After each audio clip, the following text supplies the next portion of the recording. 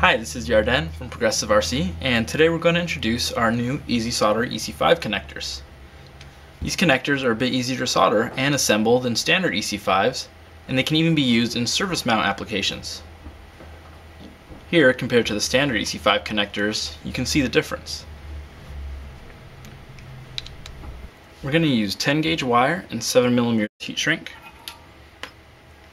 You want to tin your connector first. Get a little bit of solder in there, and don't overdo it, because you don't want any to flow out when you insert your wire. Once you've got the solder hot and flowing, you want to take your pre-tinned wire, insert it until you've got the solder flowing on the wire as well.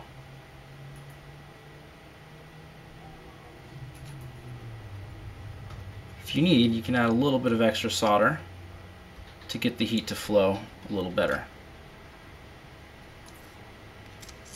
Once the wire moves around easily, you can tell the solder is flowing nicely and you're going to get a good connection. You can let it start to cool down.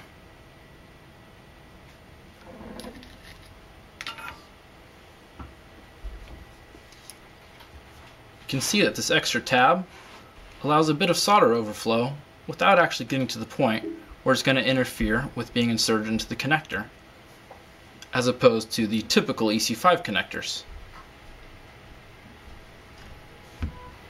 Once you have your wires soldered and ready to go with the heat shrink in place, simply take your connector as well as a couple of housings. You want to put them together to keep from bending any plastic. Make sure you have your polarity correct as well as the right gender connector into the right housing. Simply slide it in. So you can see you have extra material here to allow you to place a tool such as a flathead screwdriver and simply pop it in place, just like that.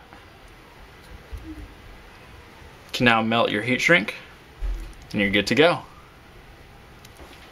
Thanks for checking out our introduction on our new Easy Solder EC5 connectors.